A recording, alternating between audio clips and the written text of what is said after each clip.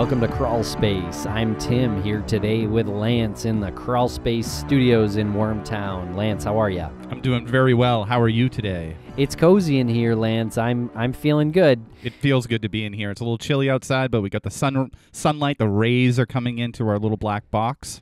But you know what's not cozy, Lance, is the story that we're about to talk about tonight. It's going to make you uncomfortable, and it is really creepy. We have a wonderful guest on. Her name is Jennifer Amell. She's a writer and a filmmaker and has been looking into the case of Suitcase Jane Doe. Suitcase Jane Doe is an unidentified female. She is either of Eastern European or Hispanic descent, and she was found in an area called Downingtown, Pennsylvania, on a stretch of road that has what is the twin tunnels. It's actually 3 tunnels. One of them has a road that goes directly through a railroad overhead. And the most gruesome part of the whole thing is that half of her body, the torso and head, that was found in a suitcase by a fisherman. And then the other half, her legs, were found about 60 miles away in a public park, just in the woods. And the body parts were found in 1995. Yeah, July 1995, and then the legs were found 6 months later in January of 1996. But Jennifer goes through all of the facts in our interview. She is from the area, so it was a sort of a local legend that she says she was bored one day, and because she's a filmmaker, she just wanted a project, and she was always interested in cold cases, so this was just something that came up, and the more she started looking into it, not to mention the fact that the twin tunnels themselves just have a very eerie and ominous history, that was attractive to her, as well as this tragic story of this poor woman who has no name right now and no one to say my sister or daughter or wife is missing. That's right. So the state of Pennsylvania and this woman and her family can use everybody's help in spreading the word about this case. What I found most interesting, or one of the most interesting things, Lance, is that there's 8,000 people in this Downingtown, and our guest, Jennifer, hadn't heard of it until she started looking into it. How is that? How is that something that happened only a little more than 20 years ago, and people aren't talking about it still? Yeah, it seemed to me when she started talking about the folklore of the tunnels, that was only when she discovered that one of those tales might actually have some roots in truth, and she started looking into it more, and that's when she discovered the Suitcase Jane Doe case. Okay, so before we play the interview, just want to tell you about Stitcher Premium. Check us out at StitcherPremium.com. You may notice that a lot of the old Crawlspace episodes have been taken off the public feeds. What? Yeah, but they are behind. But now they are on Stitcher Premium, Lance. So this is an exclusive deal that you can get if you sign up for Stitcher Premium. And tell me, Tim, do you just get these Crawlspace archived episodes? No, I mean, that would be enough probably for the $4.99 a month. And, of course, you get the free month with code MMM. But there's more? You get all the episodes of Missing Maura Murray ad-free, and you get our creators' commentary that we're doing on that show, which is a pretty interesting topic. How could I forget about the creators' commentary? We literally do like 5 a day here because we have such a back catalog, but this is a really unique chance to get a glimpse into our thought process current compared to our thought process then. Maybe we correct some details that we didn't get right or we just weren't aware of at the time, but it's very similar to the way a filmmaker will do a director's commentary, and you get to hear us now and maybe get some fresh information based off of the old information. And, of course, that's the podcast Missing Maura Murray. If you don't listen to that, you should. Subscribe to it now. And also, we do another podcast called Empty Frames, Lance, and Season 2 is completely on Stitcher Premium. Empty Frame Season 2 is about significant moments in art history. We have art heists. We have the Banksy prank that he pulled at Sotheby's with the girl and the red balloon shredding. So we talk about all of these moments in history, art crime. And the first season was about the Isabella Stewart Gardner Museum heist, and Season 2 is a little bit more variety, all available on Stitcher Premium. So are you telling me that you can only get our shows on Stitcher Premium? No, there's a ton of content, a lot of comedy albums. True Crime Garage has a great show on there, and a lot more, Lance. And in case you're curious about Empty Frames, that will end up going to the public feeds 6 months after it airs first on Stitcher Premium. So you want to check it out there because you get all sorts of perks and other shows too. But if you can wait, or you can't afford it right now, then you can wait until it comes out in a few months. Great. So it's a win-win. Win-win. Either you win now or you win later. Boom. Okay, thanks for listening, everybody. And check out this case, Suitcase Jane Doe, and check out the YouTube video for some images. And Jennifer Amell's website is suitcasejanedoe.com. She's got a ton of information, images, and contact information for anybody with information about Suitcase Jane Doe. Follow our social pages because we will be posting about this. Instagram.com/Crawlspace Podcast. We're also on Facebook at Crawlspace Podcast and on Twitter at Crawlspace Pod.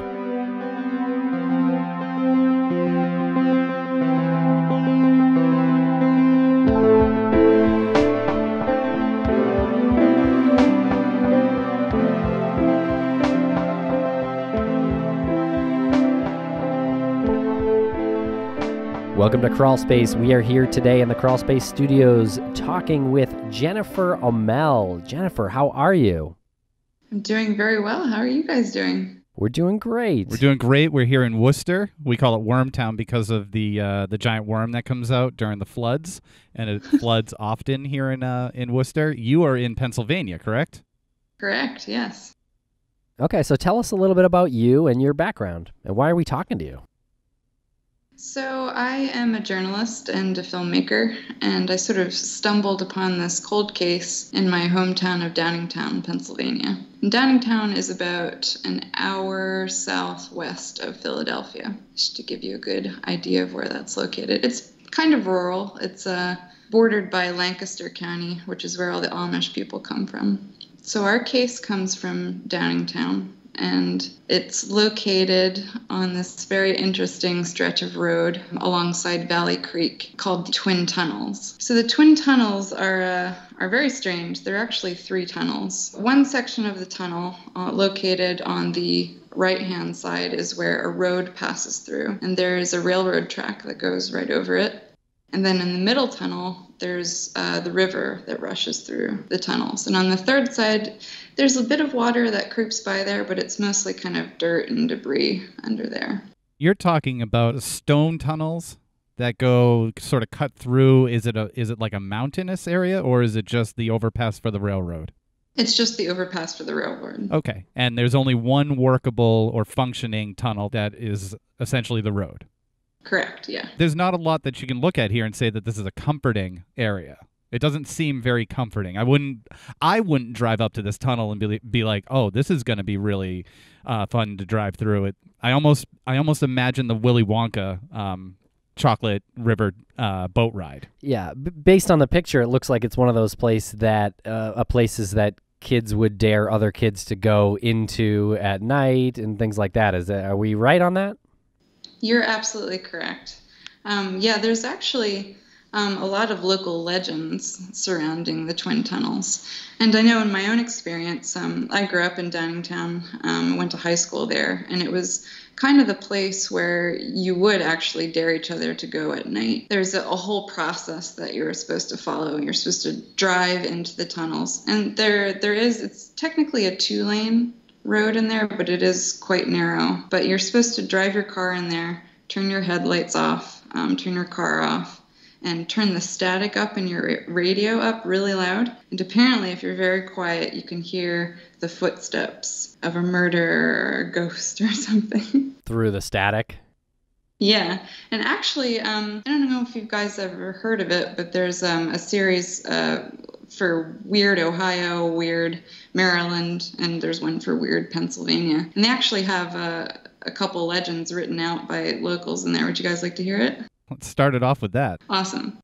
Okay, so this comes from Weird Pennsylvania, the local legends section, and it's by a guy called Matt Lake. So the section's called Dark Tunnels of Downingtown, which is ominous already. There's something about the Downingtown area that attracts weirdness.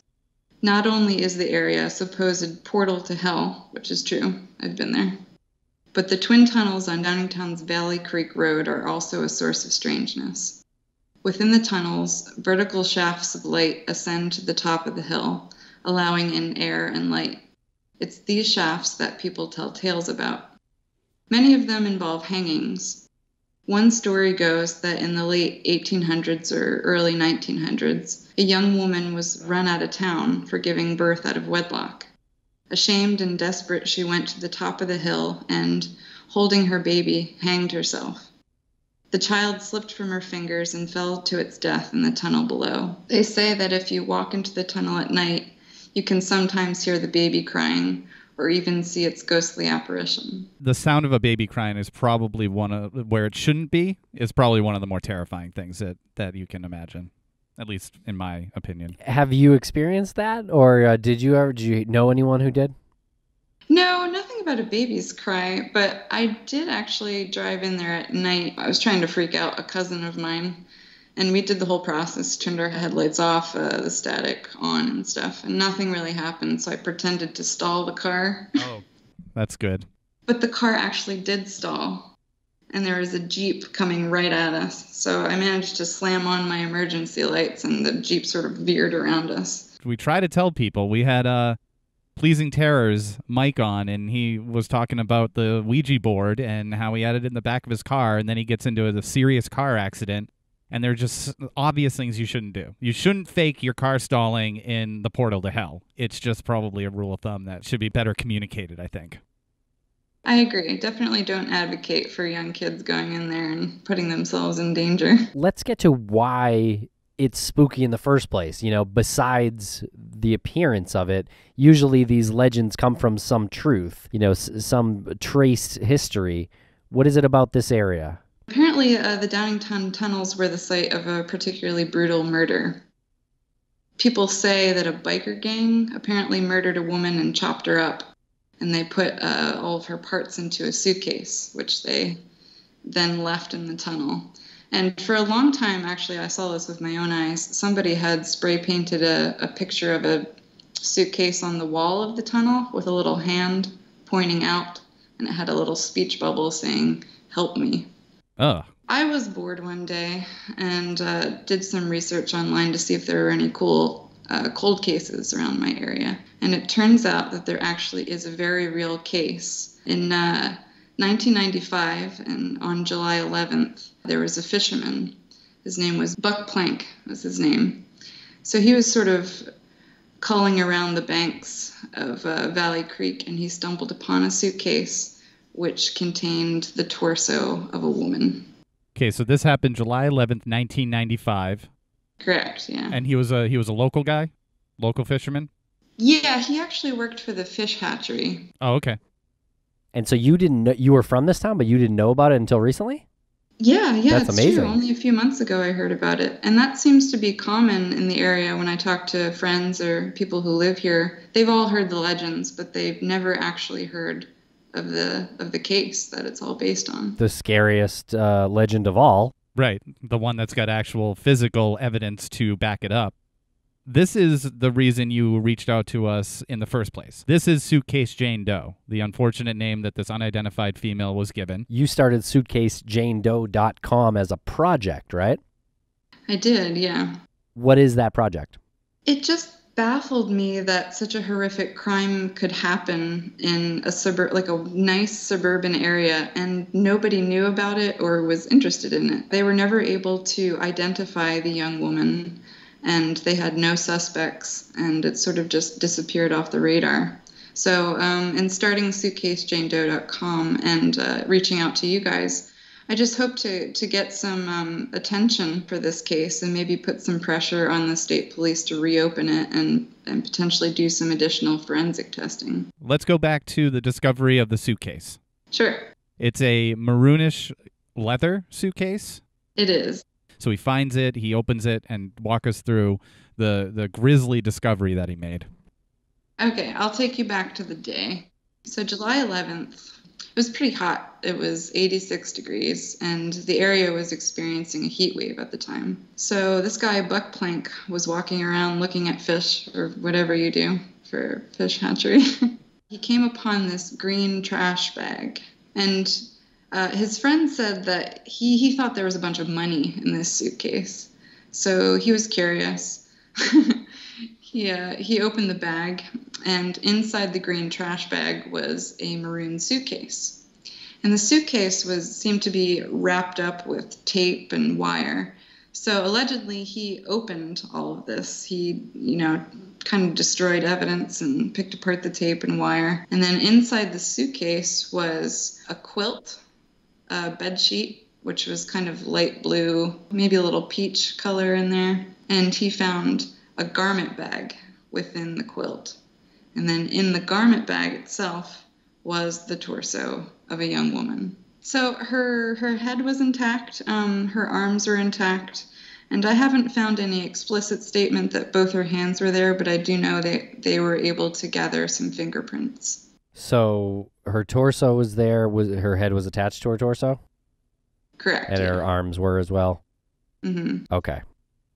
Her legs were missing. And have they been found? 6 months later, actually, the legs were found in a place called Core Creek Park. This is in Langhorne, Pennsylvania, which is in Bucks County. And how far away is that from where the suitcase was found? That's just about an hour away if you take the turnpike. So it was found in sort of a similar area, minus the tunnels. It was trafficked, but it wasn't completely rural either.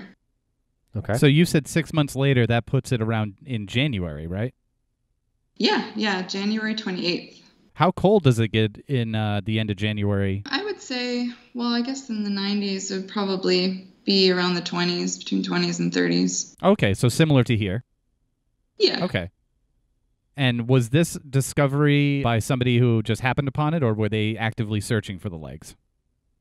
Yeah, it was a jogger, actually, that stumbled across it. They have a jogging path through this picnic area, and I suppose in January the foliage would be pretty sparse, so they were able to see into the brush there. So I think the jogger found only one leg first and then immediately called the police, which I imagine I would do the same. I wouldn't really explore further. Now, was there anything going on with the torso at the time? So the torso was obviously in police custody.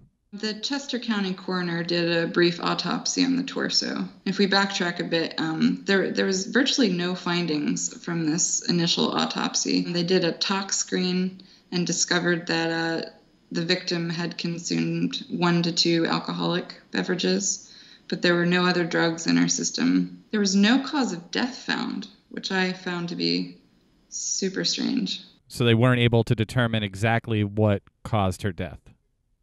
Yeah, Okay. No manner, no mechanism. Okay. They did find a bruise under her right eye and 2 bruises on her back. Okay. Maybe indicate that she was fleeing her attacker, or maybe a case of domestic abuse.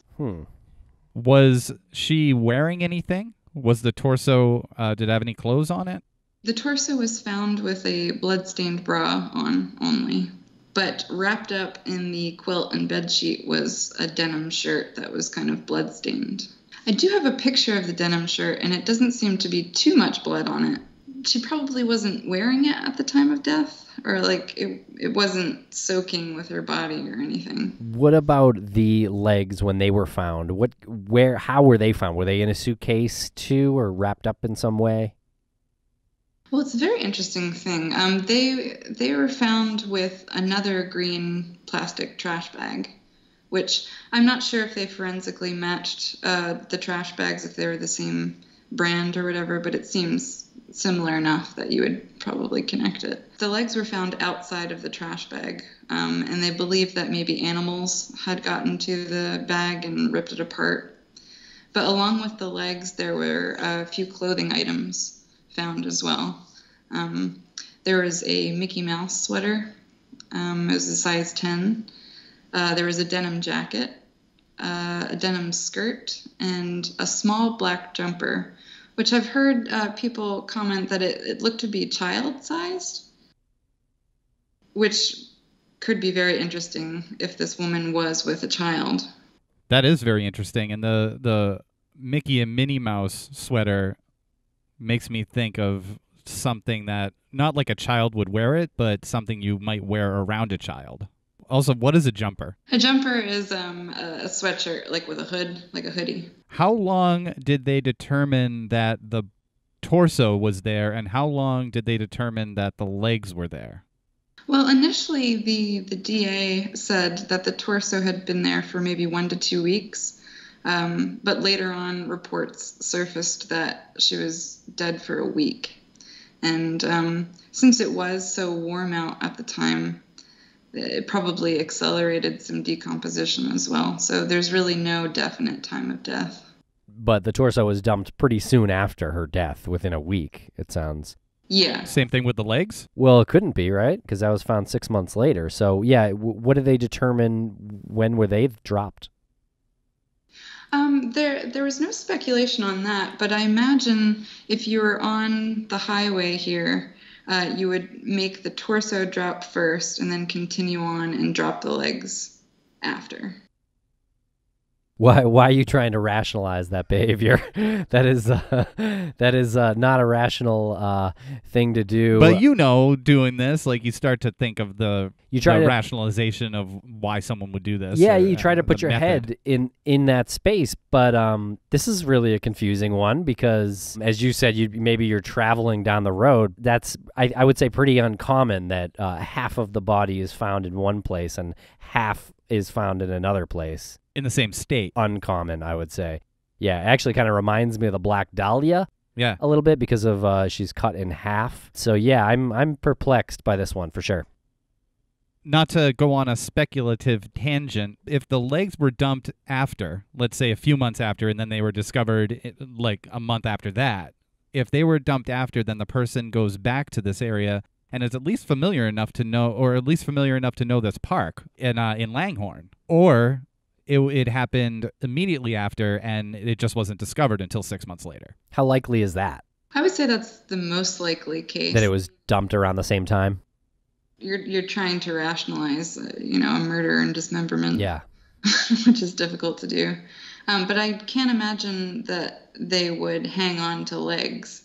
That's true. Well, yeah, that's what I was trying to get at, because that seems pretty uncommon. I don't understand what the purpose of that would be. How far off of a major turnpike or highway was this? The legs or the torso? Both. In Langhorne, it's actually pretty close to Route 76. I would say a 5 to 7 minute drive. That's a pretty major highway or artery? Yeah, absolutely. And then from the torso, this is the interesting part, because the twin tunnels are really actually kind of difficult to find. They're not off of a main thoroughfare. Like, you would have to have some knowledge of this area. You wouldn't really stumble upon it. Then again, if you're not from the area and you are just driving around back roads of Downingtown, you would think that this place would be very, very remote. But it really isn't. It's a pretty highly trafficked road. What the hell, Jennifer? You really stumbled into something here. Has the body ever been identified? No. Okay. So later on, they recreated the upper part of the torso, the head area. Do you have any information on that? Yes. There was actually a sculptor that they commissioned in November of '97 to sort of pick out points on the skull and try to recreate it as much as possible in a three-dimensional form. Now, they did report that she may have been of Eastern European descent or potentially Hispanic, but there's no certainty on that. The recreation that the sculptor did does have a Eastern European look to it.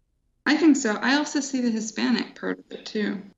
Some people might be thinking a truck driver, the twin tunnels, that's not going to sustain, that's not going to fit a semi-truck. That's too small. The height on that is too low, right? Yeah, absolutely. Yeah, a truck could not fit through there.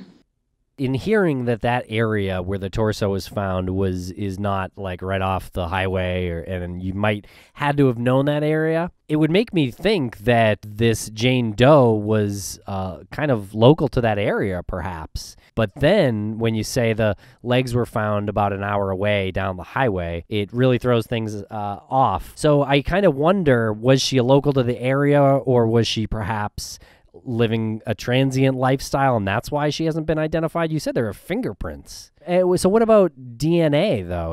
There's been no update on that? Has investigators done anything with her DNA that you know of? They did enter her DNA into Interpol to get some international matches and obviously national databases and stuff. There's been no matches, no hits.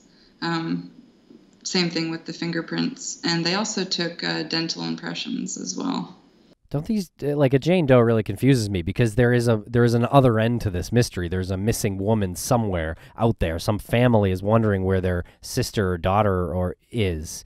And then you have a Doe and you can't find that match. It's like a puzzle pieces that aren't ever going to connect, or need to be brought together somehow. And so many elements go into something like this. Wherever this young woman came from could have been a broken community, maybe even a sex worker. There's a lot of elements that go into it that someone like this, unfortunately, just gets forgotten about, and that's terrible. Yeah, it is. It's super tragic, too. Another thing to consider is that if she was a person of color, Hispanic, she could have been undocumented, or she could have had a community in the area who were also undocumented and felt fear about coming forward to the police with any information. What did they estimate that her age was? They estimated 25 to 35. 25 to 35, and that was in 95, so she would be around 55 now? Yeah. Is there a large population of undocumented immigrants in that area? There actually was at the time. There's a town, I say like 30 minutes away, called Newtown Square and Kennett Square, and there's a huge mushroom farm there. It's pretty popular in the area. So they had a lot of migrant farmers come work there, and there was a large Hispanic community who lived there. And I heard from a local guy who said that the Hispanic community used to set up sort of camps alongside the river. So it's important to understand that Valley Creek is an offshoot of a larger river called the Brandywine River. Oftentimes they would drive their trucks right to the riverbank and sort of camp out and wash their vehicles and stuff. Potentially she could have been part of these riverside communities. Do you know if any of those camps were properly or thoroughly investigated? I do not know. I feel like it would be really easy to match a missing person if they were in that area a lot or had roots in that area. There's a missing woman. You say Philadelphia is about an hour drive away. So what's the population of sex workers in Philadelphia, I guess, right? It's an urban area. I would imagine there's probably a good amount. Absolutely. From Philadelphia out into the Pottstown, Reading area, there's a huge drug trafficking problem there. Ooh, interesting. Could be linked to that as well. How did they identify that these legs matched the torso?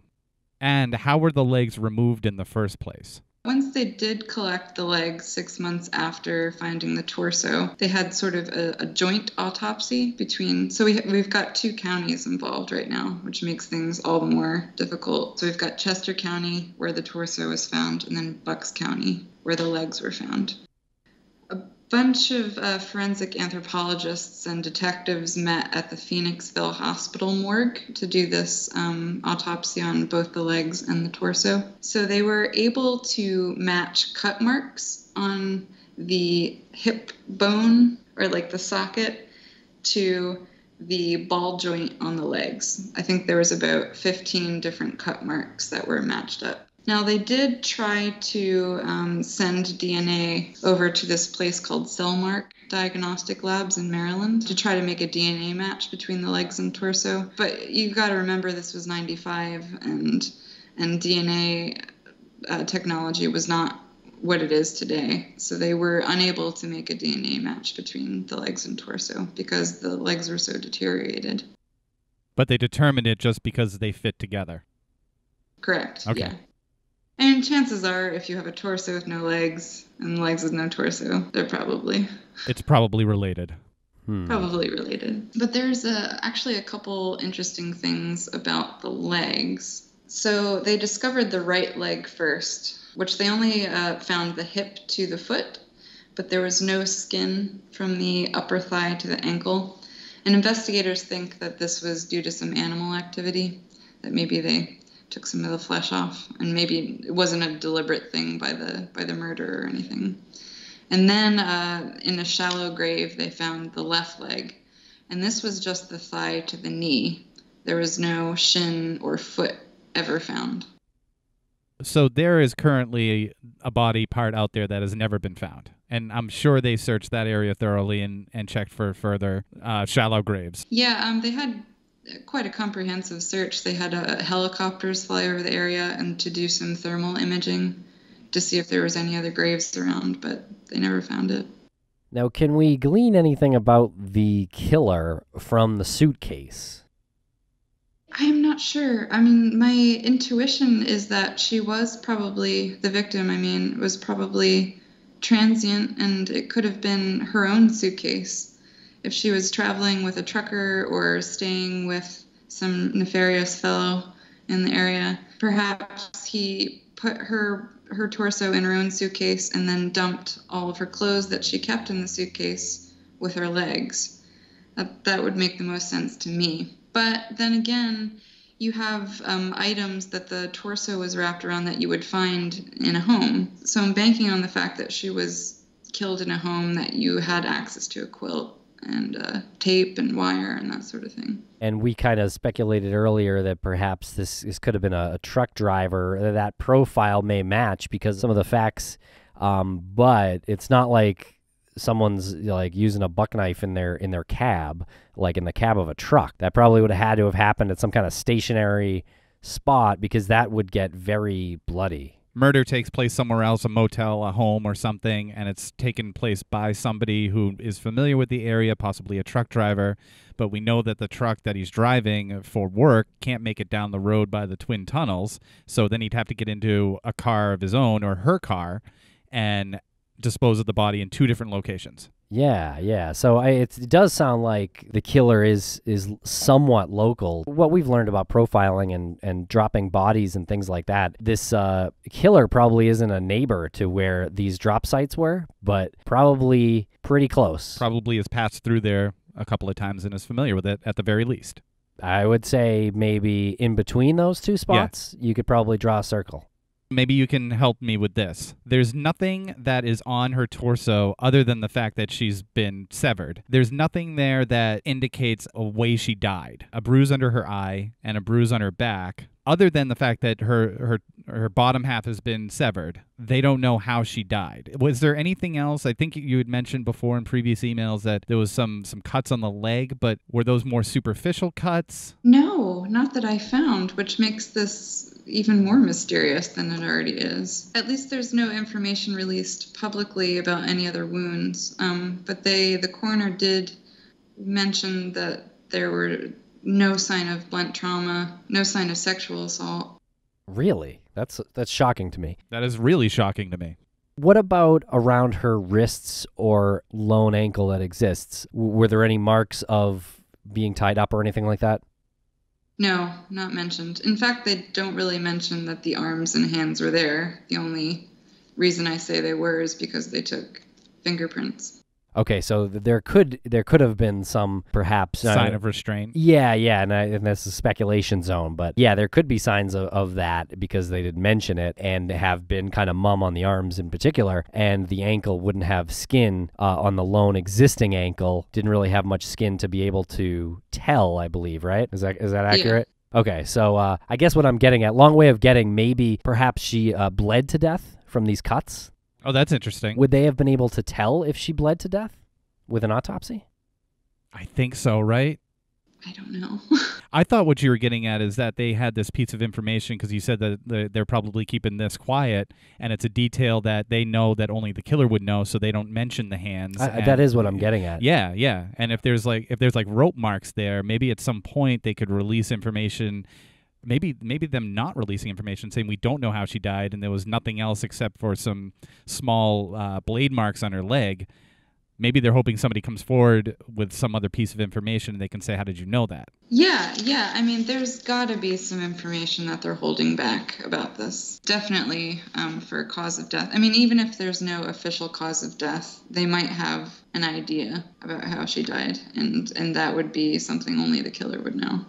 I am really interested in the cut marks on her leg. You'd written there's 15 cut marks with a small, sharp blade. All cuts were consistent and matched. So what that means is that they were all the same sharp blade on one leg. Right. Pardon the gruesomeness of this question and probably answer. How did they detach the leg with a small blade? Are we saying that they cut the tendons and cartilage and took and skin, obviously, and just detached the leg from the hip bone? Much like you would sort of part a chicken. So it wasn't like they cut through the bone? No. It was just the muscle, sinew, and skin that they cut through with the knife and then sort of yanked the leg out of the socket. I'm going to go ahead and say that this is not the only time this killer has acted. I think that is a very safe bet. Yeah, that takes quite a stomach, or the stomach of a hunter, an experienced hunter. So you'd said that this would take the stomach of an experienced hunter, but then I'm left with wondering why an experienced hunter would use a small, sharp blade to do this and not a large blade or a saw. What kind of knives do hunters use? I mean, I'm not a hunter, so I don't know. Like some kind of buck knife would constitute as a small blade, I think. I think you can do whatever you need to do as a hunter after the game has been caught with a knife like that. Oh, probably. It probably enables you to be more precise in whatever you do with something after you've hunted and killed it. I would go ahead and say that if this person wanted to cut her with a saw, they would have, because they clearly had the time to do so. This was a deliberate choice in weapon to cut that leg. It wasn't like they were in a rush and needed to do it for any reason. Yeah, that's true. I don't think they meant any kind of like pocket knife or scalpel or anything. I definitely think a buck knife would do the job. But the thing that's not consistent with a hunter who would know the area, like I hike a lot, and there are tons of rural places in the area. If you didn't want a body to be found, you would know these places as a fisherman or a hunter, and you would dispose of it not in these two areas. So either they didn't know the area that well, or they did want the body to be found eventually. Okay.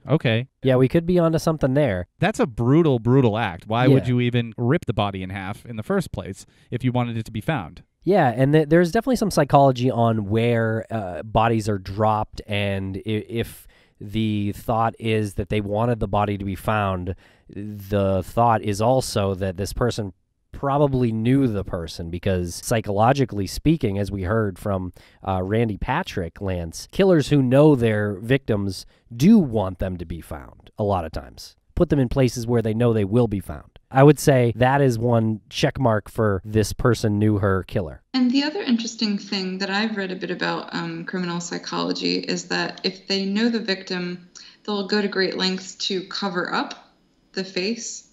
And if you remember, the torso was wrapped in so many layers. It was a trash bag, it was a suitcase, it was a quilt, it was a sheet, like in a garment bag. Yeah, and wire and tape. They went to great lengths to hide her face. But not as much her legs.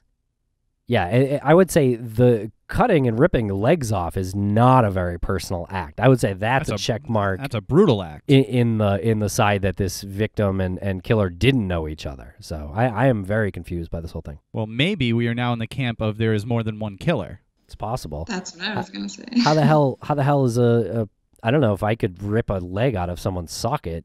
Maybe. I really have no idea on the anatomy. If you cut cartilage and ligaments and muscle and things like that, how easy it would be. I never thought about it, for God's sake. You have to completely detach yourself from any sort of human empathy. So if the guy, I'm assuming it's a man, which is safe probably bet. not correct. But Safe bet. If the person who killed her, if it was an accidental death, and then they called their buddy a hunter or someone who has the personality who would be able to cut up a body. Maybe they're like, hey man, this thing happened. I need you to come help me out.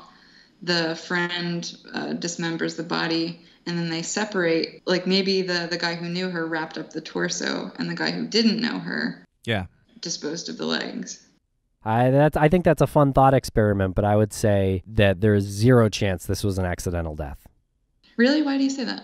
Because of the brutality of everything. I mean, maybe there's some like weird situation where someone who knew her and she died in their presence, and then he calls their friend and then leaves, and then this person does whatever they want. And we hear about this all the time. In fact, we even kind of talked about a phrase for it. The I know what you did last summer corollary. When something horrible happens when you're with your friends and you panic and try to cover something up and then lie about it and hide it forever. I just don't think that's very realistic. I think that movie came out at a time when people who are talking about this saw it and said, yeah, that's what I would do if that ever happened to me, and things like that.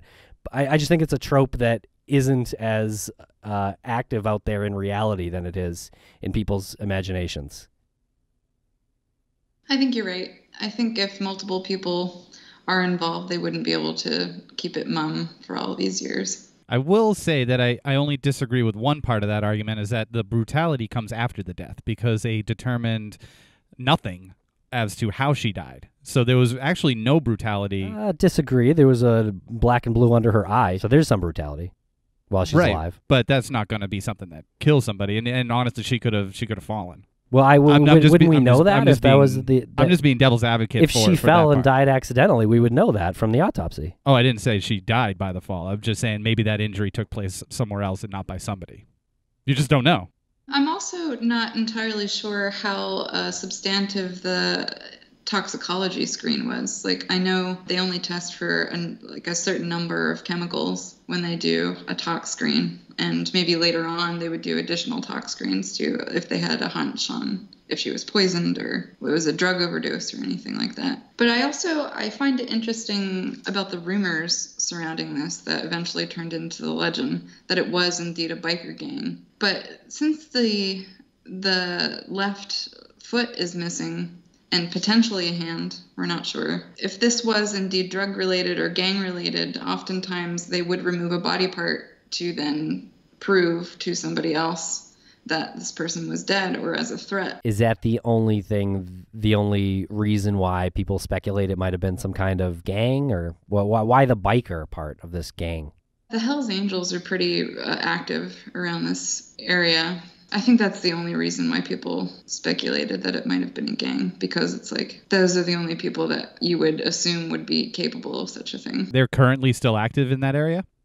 Not as much as they were, but yeah, they're still in the area. Active as a violent gang, or active as a group of guys who drive motorcycles around? Mostly a group of guys who drive motorcycles around. But I mentioned before the drug trafficking. Yeah. It's a huge problem around here. Mostly in Reading. There's the Hells Angels. You're talking like an official chapter of the Hells Angels network. Yeah. Oh, okay. Let me just add that maybe this is the obvious, but not the easiest method of transport to drop a 100-pound piece of human. I can't see that you would really attach a torso to the back of your bike. Yeah, seems pretty conspicuous. Any take on the wire? The suitcase was bound by a wire?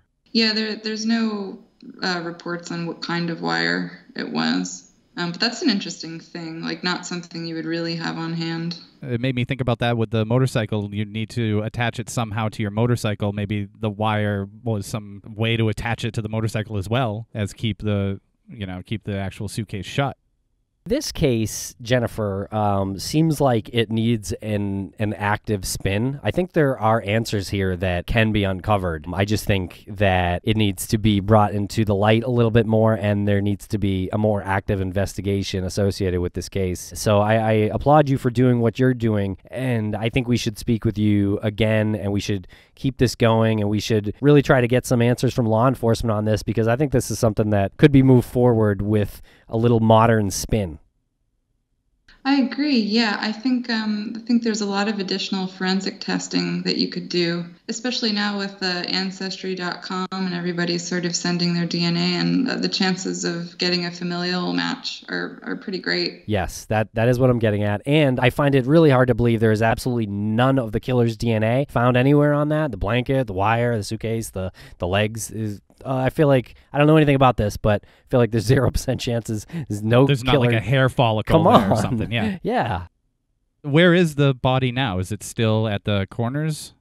I believe the torso is still housed at the coroner, but the legs were strangely incinerated right after the autopsy. Oh, come on. Do you think that this would have been handled differently if she wasn't determined to probably be of Eastern European or Hispanic descent? Absolutely. Absolutely. Especially because she didn't have a family or a community advocating for her. There's no real pressure put on the police to solve this thing. And I'm not saying that they didn't try, didn't put their resources to work at the time, but this will definitely fall by the wayside if there is no advocate for her. Yeah, I think they probably tried to identify her first, and they never really got to that step, because if they had, it would have shed some light on who her killer was. It's not like we're talking about the senator's daughter being kept in a basement. This is someone who can fall by the wayside. Is that what keeps you invested in this? Yeah, I think it's the saddest story I ever heard, that a person who had a whole life, who had a family, can just disappear like this and be murdered so brutally, and she has no story to tell. So my goal, short of, solving the whole case and finding a suspect and everything, would just be to identify her and bring her home to her family.